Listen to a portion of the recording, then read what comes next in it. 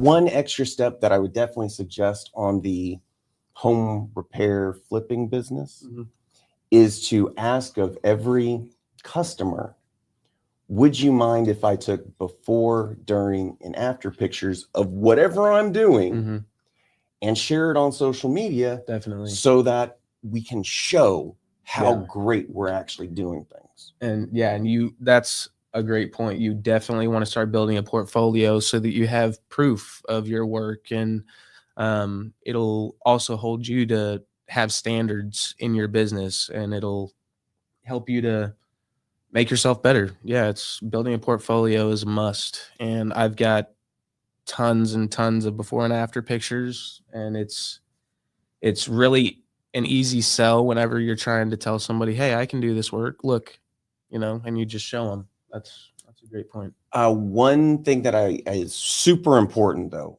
get the homeowner's approval. Yeah. It's their personal residence. If they get online, they see what you're doing and like, you're showing my house. Yeah. It can really upset some people. So make sure you ask permission. Definitely. So man, it's and then you got the bandit signs. Yep.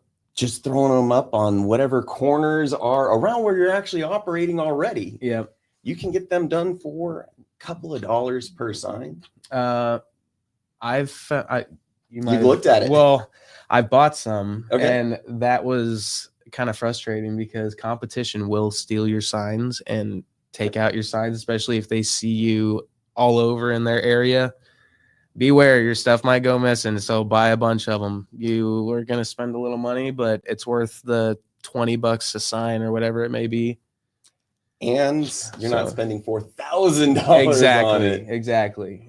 And it's good for seasonal businesses. You're not going to be doing it all year in that area. You just want to, put a quick reminder. Hey, I'm right here. Let me know if you need my services. So love it. And so you restart every year. You have the customers, you have your processes. Is it kind of like, okay, it's November 20th, it's time to get started, and you just start running forward where you left off the last year? So I have my customer contacts. I make sure I have a log of all my business that I've done, and I'll call everybody like early October, actually late September, early October, start getting my schedule together. And part of building a business is, not everybody's going to remember the Christmas light guy, right? So you want to build a relationship in that little bit of time you have with your customers so that they will remember you, and they're always happy to hear you calling whenever it's that time of the year, and I've found that helps me to get returning customers, building a relationship and, making sure that everybody's taken care of whenever you already have the lights up or whatever service it may be. But yeah, getting back into it every year is key to having a successful business. You gotta go strong and make sure you're before all the competition. Honestly, being out there just a little bit sooner could be the difference in you really growing your business, because you're the first guy they see and you're the first guy they're going to go to. So the sooner you can get out without frustrating people and getting your business started, the more beneficial it may be to growing your business. So what Andrew's talking about in marketing, the first step is awareness, making sure that everybody actually knows what you're doing. Once people know who you are, the next step is gaining authority. Why would anybody actually want to work with you? And that's kind of the benefit of having this ongoing seasonal business with current clients. You've already built that. And I know you're saying that a lot of your business comes from referrals. I also call that a sphere of influence type marketing. And it's honestly one of the best, but it's built in authority. So people already trust you. Way better than just throwing up a sign on a corner with the, that's part of the reason why with the door hangers, you point to the house, you're building authority. Yeah, true that. So that's step 2. And step 3 is those constant reminders. So let me ask you, Do you use a customer relations management CRM software at all? I don't. Okay. And I'm guessing that you manage everything off Excel. Yeah. Very common. Yeah. So, But and you don't even have to do it like now. It's something that you can do later on. But if you get a CRM, and frankly, some you pay once and you don't pay again, others you pay monthly. So if you got a small budding business, you do want to find those that you pay once and you move on. But then you start collecting people's information, name, address, phone numbers, emails. Those are two items that I know wouldn't normally be part of it, but to be able to jump out there as early as possible with the emails. So you send a couple of blasts, and during the season, every week to every other week, to just send that reminder. You've got the awareness, you've got the authority. Now it's the time for the sale. And that's a part of it's time. Let's go. And if I were personally in your shoes, I'd make sure that I had the cell phone numbers from absolutely everybody. And once a year, for that couple of months that you are busy with this, just get one of those. You can do SMS services where you can just send it out in bulk. Because you only need it really for a couple of months, it costs you $40. Just to send out those reminders all at once. It's time. Let's go. Okay. Just another idea for you to think about. Yeah, I've never thought about that actually. Okay. So, well, I've helped entrepreneurs scale to millions of dollars over the years. So that's where I want to be. I picture myself being there. So, and the things that we're talking about here literally applies to everything that you're doing. So now let's get back to the growth.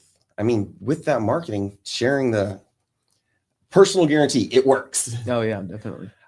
Now scaling with your team. Is it possible, or what hurdles does it create for any seasonal business to restaff, to train, and to make it happen every single year with the restart? So timing is a big thing, making sure you are trying to hire guys before the season. You don't want to be doing that at the last minute. So it's, just making sure you're prepared way ahead of time, so that you can kind of avoid any staffing issues. And that gives you time to kind of let them know what you expect and teach them what you'd like to do. Maybe you can do your house as an example to train your guys so they're not learning on the job, embarrassing you maybe. But as far as challenges with staffing goes, it's honestly just completely avoidable if you get out there early. That's the biggest thing. So in all seriousness, if next year you had twice as many customers, but you don't really know because you start marketing now, you start marketing at the beginning, and boom, the number of houses double.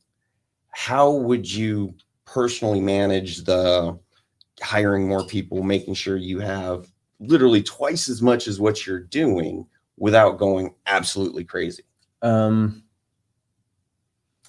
Honestly, I'd have to probably be working some overtime, putting out ads to hire people, whether that's, social media, Craigslist. I mean, as small business guys, you got to kind of find any avenue you can sometimes, but that's a good question. Hiring seasonal is tough because you're having to find people that have the time, aren't necessarily employed somewhere else. Right. And are willing to do the job that you're doing, because whenever you're climbing ladders, sometimes in my case, 30, 40 feet, it's not an easy job to fill. Yeah. So you want to find people that are going to be reliable and can do the job for you. But Yeah, that's a good point. It can be really tough sometimes, and I have been in a bind where I have to call a friend and I'm like, "Hey, can you help me out? I'll pay you a little more than I'd normally pay somebody just to get you out here." So, yeah, that's a kink I actually probably should work out sooner than later before that happens to me. So just throwing this out there, and then I definitely want to get to the growth. Uh, you are working in the business. Mm-hmm. You're not necessarily taking the time to work on the business Exactly. to create those systems to allow you to scale. Yeah.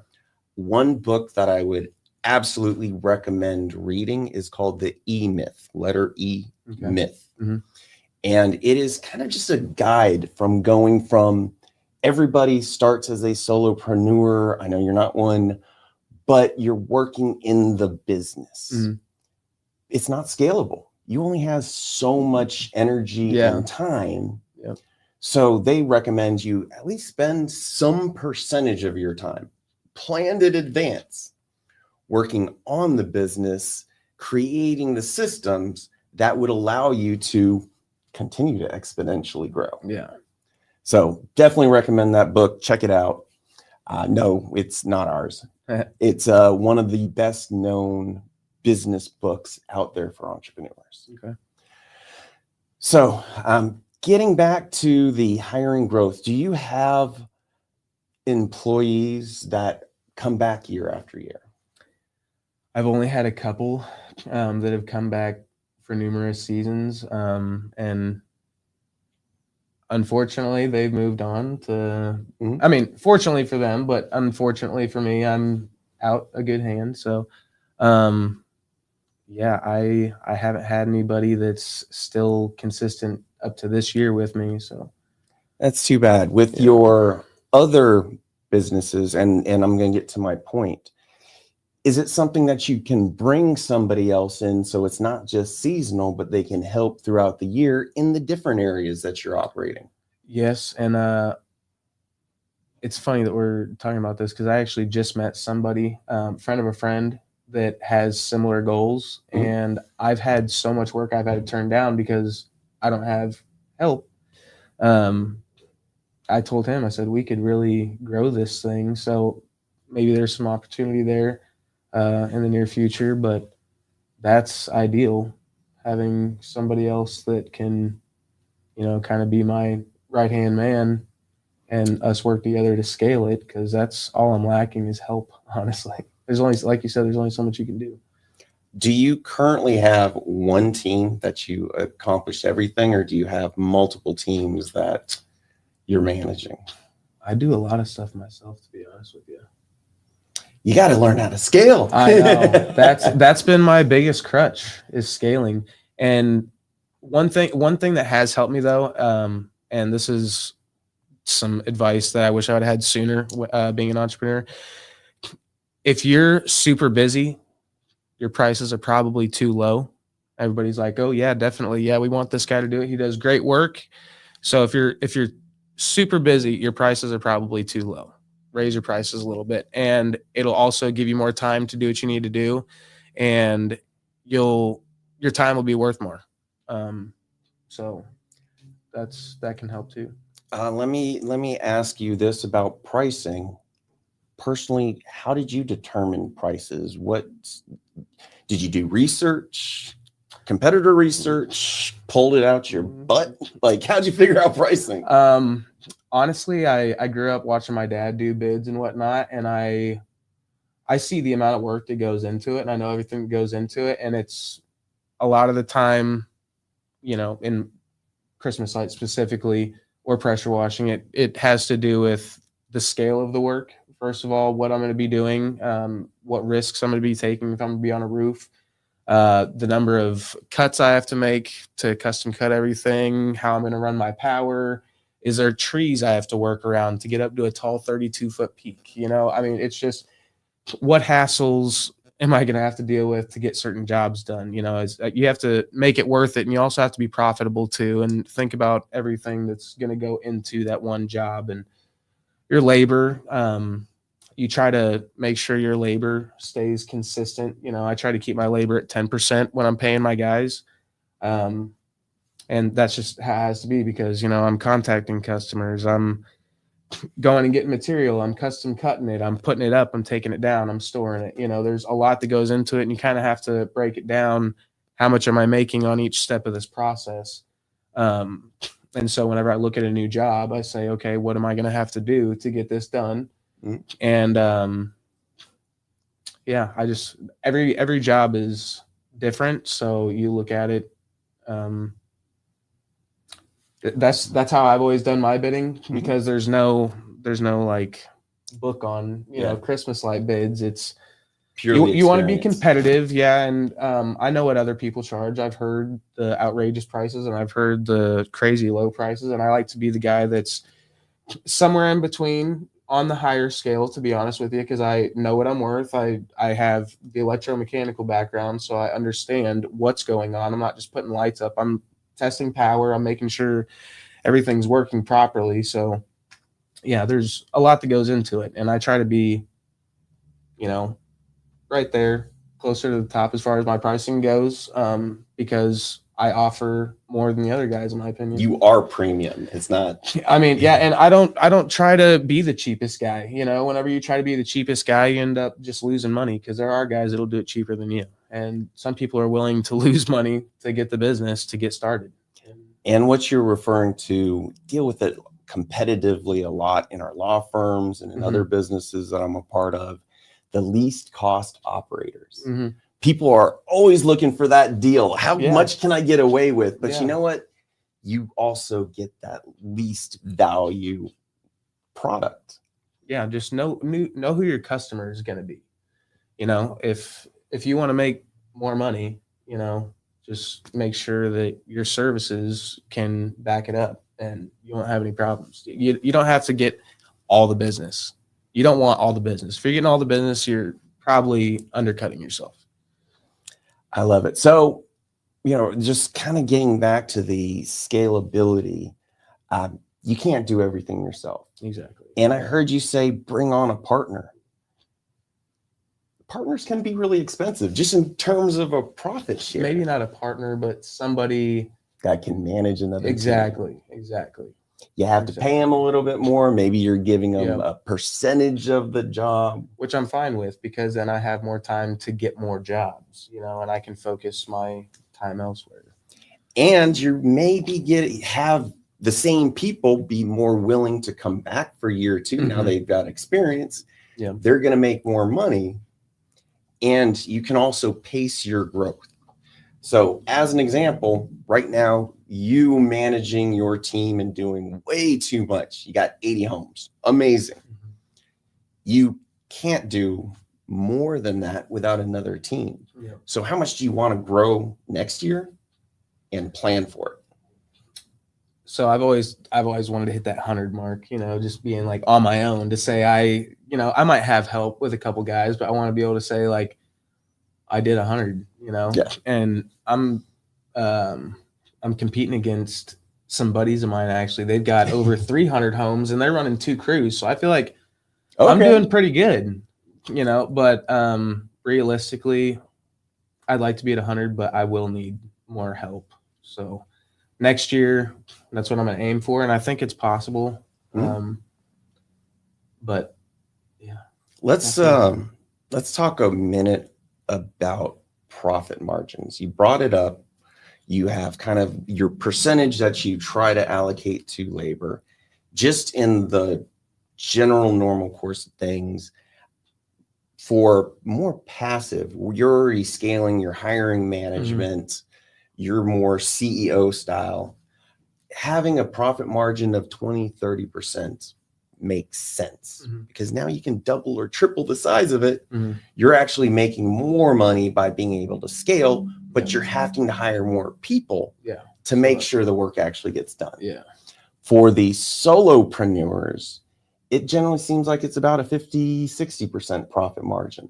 But you're paying yourself for working. Exactly. It's either you're paying yourself or you're paying an employee. Exactly. So definitely something to, and I'm not going to ask you what your profit margin is. It's personal, but well, I mean, it's not as much as I'd like it to be. Personally, I feel like I could be in the 60, 70 in that short season. Mhm. I hit about 42 this year before expenses, so I think I'll come out to like 38 take home, but I still have to pay taxes on that, but that's pretty good for a month for one guy.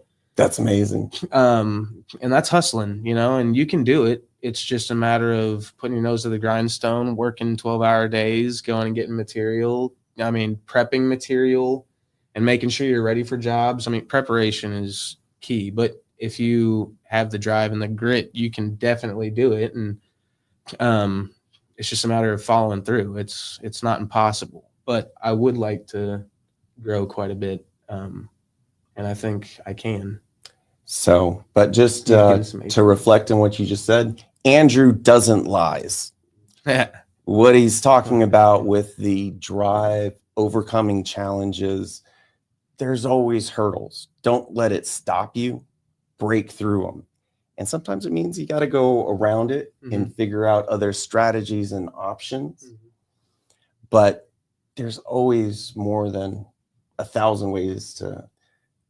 Is it skin a cat? That just sounds horrible. Yeah, there's more than I don't know where it came from, but that is like the worst saying ever. Don't say that. Pete, will be on you. Yeah. So in terms of, let's just talk structurally for just a second. Do you use like an LLC or a corporation to both protect liabilities as well as best practices for running any business? Yes. So I do have an LLC for my pressure washing business. I have an LLC for my oil field contracting business. I don't have an LLC for Christmas lights yet, even though I've had it forever. I do need to do that. I don't know, because what you're talking about, you have one I can do for a DBA. the powers. Yeah. Do a DBA under the power washing. I could do that. So we're in Texas. Yep.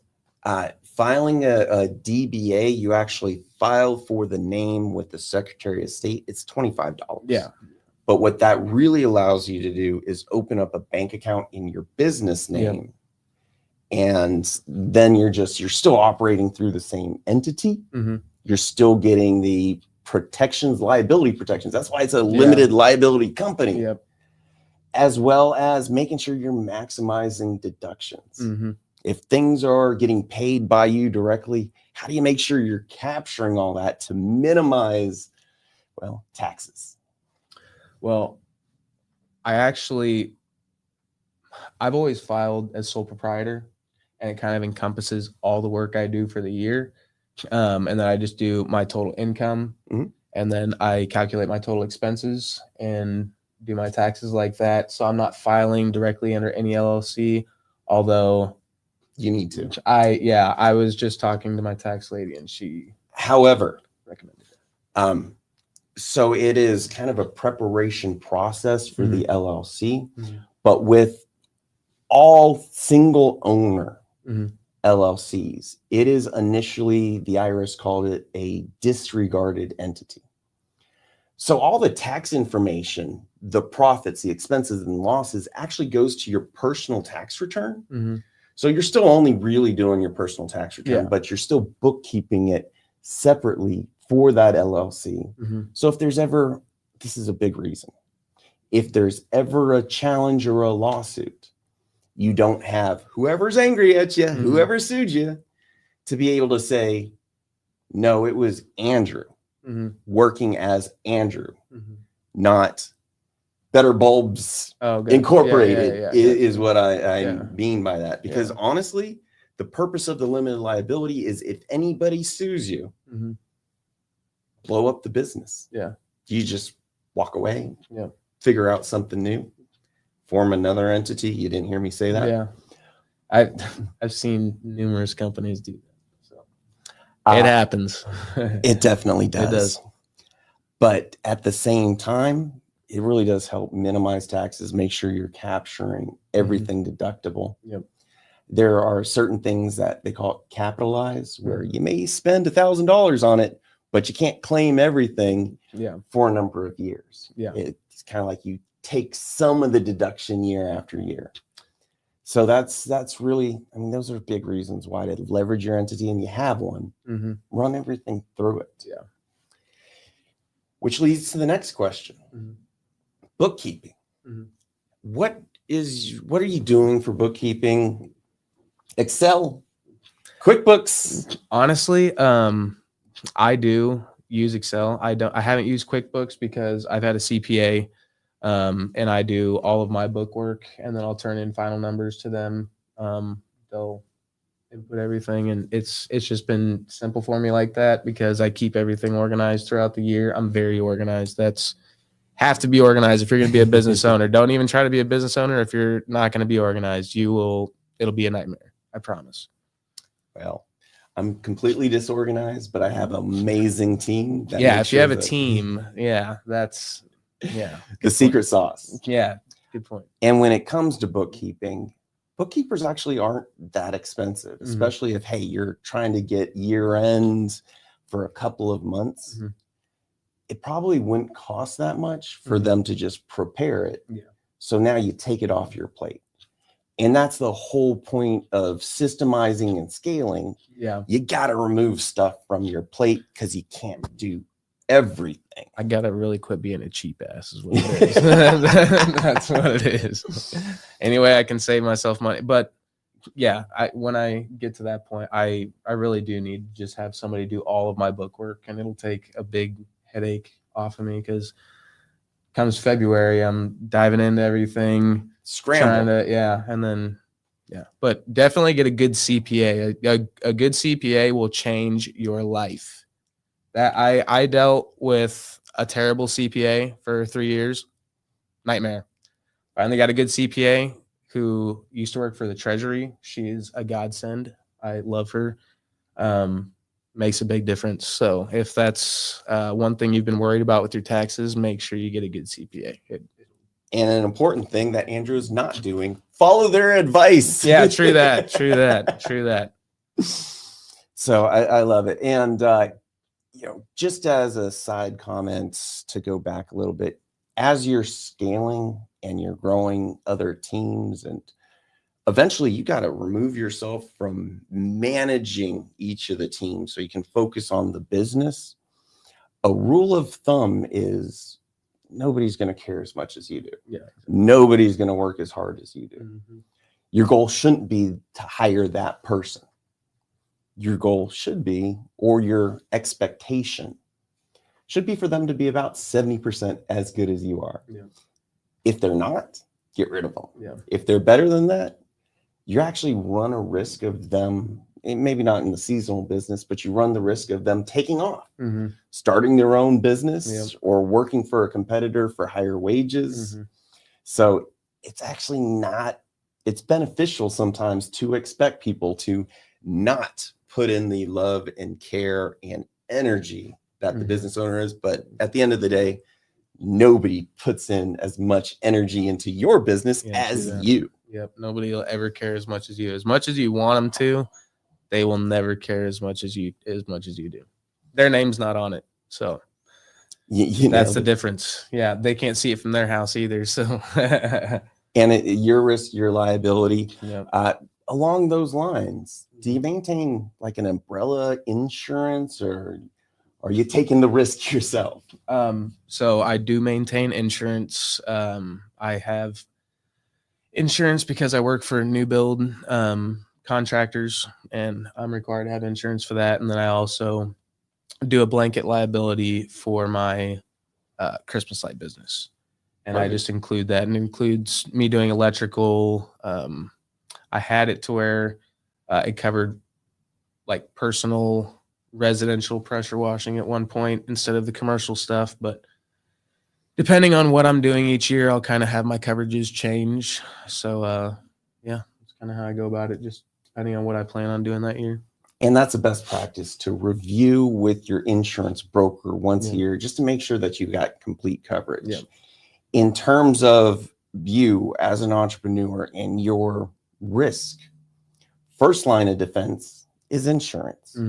Second line of defense, because insurance can have gaps, is having that limited liability entity.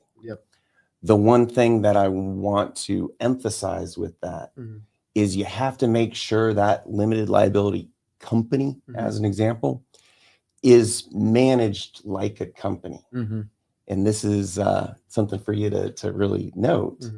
If you are really doing business in your name, you're really doing the transactions in your account, not the LLC account. Yeah. If you ever got sued and you went to court, what the argument that the other side has is that it's not really an LLC, it's you, your alter ego. They call it piercing the corporate veil. And if you are, and this is like a horrible, great example, your name, comma, LLC. Hey, I can just get checks written to me and I can deposit in the LLC. That becomes an alter ego. Same thing is if you're running personal expenses through the company, or if you're just running the business personally and saying you have an LLC, but really you're not. So those are the more reasons why to have the LLC, but to make sure that you're doing it where you're getting the benefit of those protections. So, and if anybody has any questions out there in the world, please throw it in chat. We're just going to keep going for a little while, but definitely want to be sensitive to, hey, you're entrepreneurs too. We want to cover any thoughts or questions that you may have. And Kennedy, just holler at us when they come in. As she thumbs up, because she will not ever be on camera. Actually, I'll throw her on every once in a while, and I don't think she likes it. So, a few other questions. Do you use anybody offshore, like offshore VAs or offshore assistants? No, I'm not really at that scale yet. I don't need any extra. Something to think about. They can be very inexpensive. So, and I have VAs in different countries for different reasons. But as an example, I have a couple of offshore office assistants in Africa. I pay them about $20 a day. Very reasonable expense to, again, get stuff off your plate. A lot of what I want to emphasize with you is to scale. Guess what? You can't do it all yourself. You hit your peak. Well, guess what? You got to start taking stuff off your plate, but also creating the business systems to be able to trust what needs to happen is actually happening. As an example, at least this is what I do, is with the virtual assistants or the offshore help, them double checking one another and actually working in tandem because that's quality control. Then they produce whatever they're doing, and whoever domestically here has that responsibility as well, they're checking it out. So there's really almost 3 levels of people looking over that business system to make sure things are done right, and you don't have to, and you don't have to stress it. The ultimate goal for every business is to have it passively. Creating the income, but having the people and the processes in place that you're overseeing, basically. So I'll share, personally, I built my firm myself. Started 17, 18 years ago. It's been a long time. I completely did the spheres of influence, the referral base, and that's how I initially grew. I then start working in some very traditional, like billboards and, literally, cold calling. Pick up the phone and just reach out and touch someone. It works, but there's better ways to do it because it takes a lot of personal energy. That's where you have these marketing strategies and systems, but also leveraging offshore help to get it tackled. I'll give you another example. We have really amazing video editors in the Philippines. We pay them less than $1,000 per month. They have an amazing salary for Filipino standards. Oh yeah. And they do great work product, and I know that they're always there. I know that I'm paying them a premium because I want to make sure that I can trust them, that there's those multiple layers. And to be perfectly honest, I rarely do much in business anymore. I do what I love, sales and marketing. Everything else, I've got operational partners. I have teams in all the different areas, accounting team, client relations team, marketing team.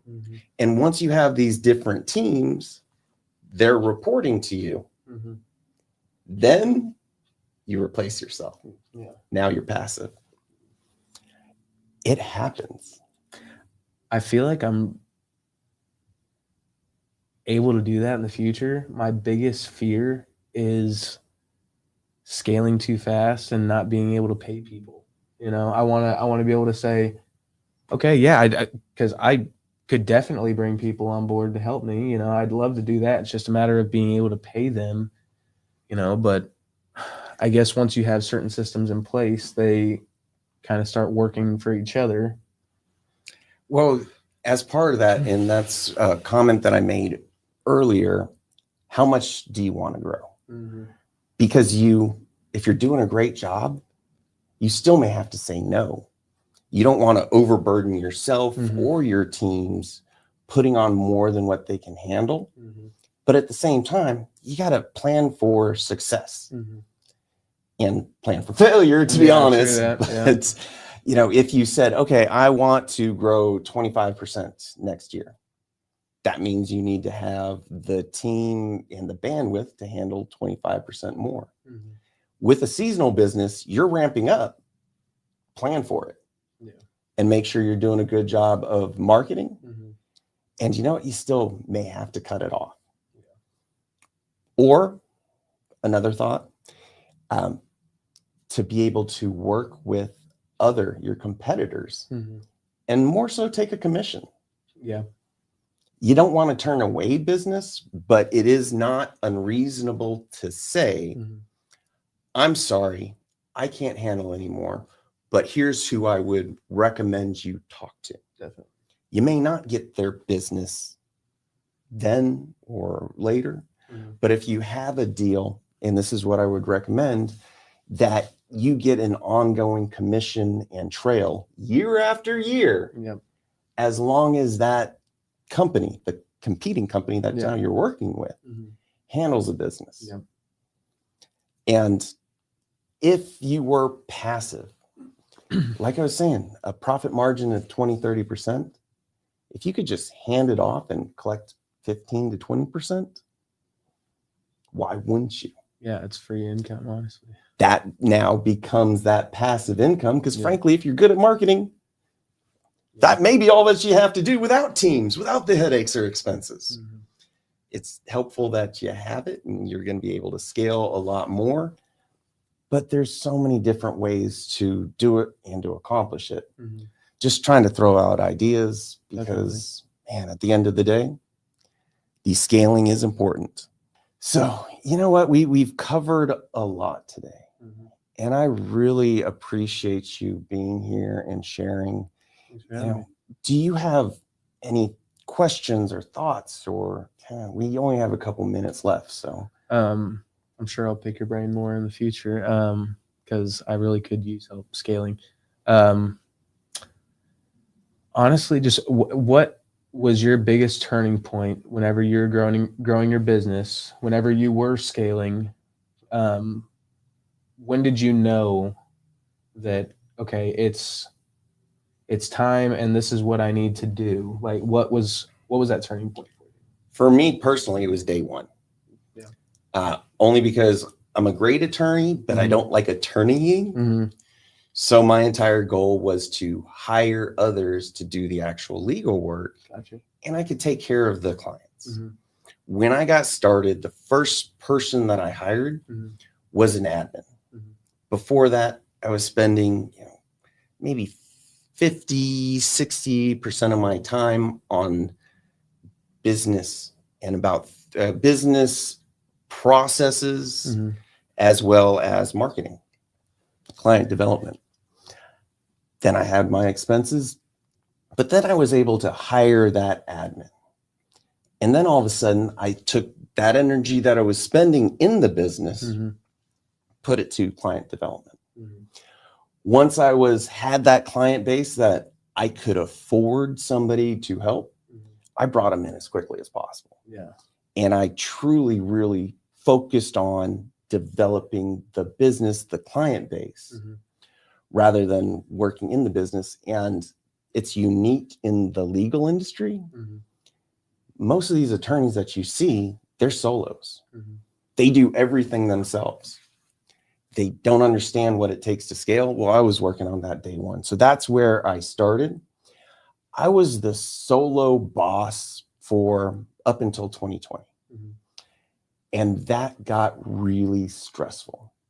Things are going well, but kind of like what you're dealing with now. There's so much on your shoulders Definitely. that it can lead to burnout. Yeah. And I definitely got burnt out for about a year, and I enjoyed playing golf every day. It was phenomenal. But it's got its own share of challenges going more and more passive. In 2020, I brought in a partner. His name's Richard Robinette. And we had some pretty big agreements. He had worked for me for years. I trusted him. He was great at what he does, knew his personality. And I told him, hey, you take over operations. Now you get to manage. And I'm never going to provide legal services again. Keep me out of documents. There you go. With those two understandings, I focus now on what I'm good at and what I love, which is focusing on the client, which is focusing on the business growth. So there's those things that you don't like to do and you're not very good at. Try to get rid of those first off. Then there's the things that you don't like to do and you're good at. Still get rid of them. You're not happy. You're not fulfilled doing them. Now you have the things that you love to do, but you're not very good at. I love those. That's your opportunity to grow and learn and to be able to step into that role and eventually get it to, I love it and I'm good at it. And your purpose in your own business should be to just stay in that box if you're not passive. Yeah. And as long as you can build the team, build the systems so that you can get rid of all the things that don't serve you, then you find a lot more joy. And I can tell you since 2020, I love what I do every day. My days of, I just want to go and golf, I can't stand this, long gone. There you go. So but I 100% stay in my box. Yeah. And I have a team for everything else. Okay. So good to know. There's some good thoughts. If you are just getting started, if you're thinking about a seasonal business, there's, like we were talking about, a lot of ways to do it. But most people, entrepreneurs, start off doing it all yourself. And at some point, you need to be able to scale, grow your teams, grow your services. And that's what we're talking about here, is how you can start your business. Everybody starts off working in the business, but slowly removing those things that you're not good at or you don't like, and ultimately live your best life. And if you do it well enough, just enjoy the cash flow. So really appreciate y'all joining. Andrew, you don't lies. I appreciate you coming today. Yeah, thanks for having me. I appreciate it. Absolutely. Thanks all.